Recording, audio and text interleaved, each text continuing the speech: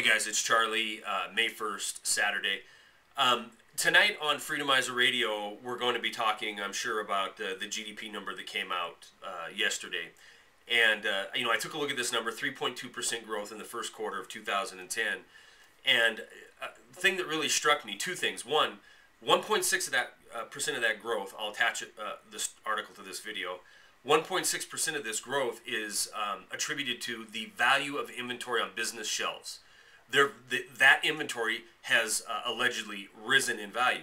Now, I can speak somewhat directly to that because I'm in the business that we see an increase in value of building material commodities, such as lumber, plywoods, asphalt for roofing products. We've seen a massive increase across the board in the last 60 days that's really driven by nothing more than either curtailments at the mills or a frenzy, a bubble that's being created because it's self-feeding. Prices are going up $20, $30 a thousand one day. People are rushing in to buy because they don't want to buy at the top. So we have all kinds of people rushing in to buy without the projects behind that to sell them to. So what's going to happen when reality sets in that this $8,000 tax credit is no longer available, because it ended last night. April 30th was the cutoff. So the reality is going to be we're going to see residential housing absolutely plummet in the next quarter because the tax credits are gone, and you're going to see companies sitting on all this expensive inventory, and you're going to see a massive deflation of that inventory. And you'll see a situation like we had in late 2008, early 2009, when we were clearing material, we were turning inventory at a loss just to get some liquidity back in our company. We had to turn some of this inventory into cash so we could operate. Now, some real numbers that are not reflected by the GDP are the fact that the unemployment rate, the U3 rate, has not changed one bit, 9.7%. And truthfully, we're hovering over 20% when you factor in underemployed, which puts us at 26.2 million Americans out of work right now. That number's not getting any better. These people do not have an income other than either unemployment or emergency unemployment benefits. So how on earth can consumer spending be up? They give us the other half of the GDP growth. Well, it's real simple. Savings rate are falling off a cliff, and people are going back into debt. I mean, it's like a racehorse that had the blinders on for a year, and now they've been told for the last 12 months to 18 months, everything's getting better, green shoots are abounding, the GDP's growing, so they're right back to their old habits. And the fact is, our debt keeps expanding and growing, astronomically.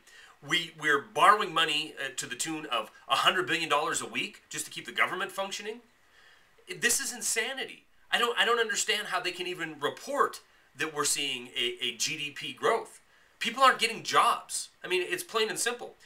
And unfortunately, for the people who are on unemployment benefits, emergency unemployment benefits, out to 2 years in some cases almost, I really feel that these people are about to be demonized by the same political class that was using them as an election tool. And let me explain that, what I mean by that. You're going to have politicians come out now. They're facing elections in November. They are just absolutely being hammered on the phones with people who are upset about the bailouts, upset about a stimulus after stimulus, upset about the expansion of government. And these same politicians are going to be able to now say, look, we've had 3 quarters of GDP growth. It's time for you to get a job. And they're going to stop doing these extensions of emergency unemployment benefits. And it's going to leave millions of people with no recourse, no action. They can't get a job. They have no income coming in. They're going to feel betrayed. And that, in fact, is exactly what they are. They're betrayed. We've been papering over this problem for the last 18 months. We've been throwing money at it. But the problems are still there. We still have the bad assets on the banks. We still have the quadrillion-dollar derivative problem still out there. Everything that's being done now is smoke and mirrors so that politicians can move forward to the next election cycle and keep their butts in their seats. This subject, I'm sure we're going to be talking about tonight on Freedomizer Radio, the Lion's Den with Eric Lovely. So I'll put the link in the sidebar, or in the underneath bar now, for Freedomizer Radio and that program. But please join me there if you can. And I want to thank everybody from YouTube who has been able to come over there. You've made that show the #1 show on Saturday nights by just coming over, and all the YouTube folks coming over and checking it out.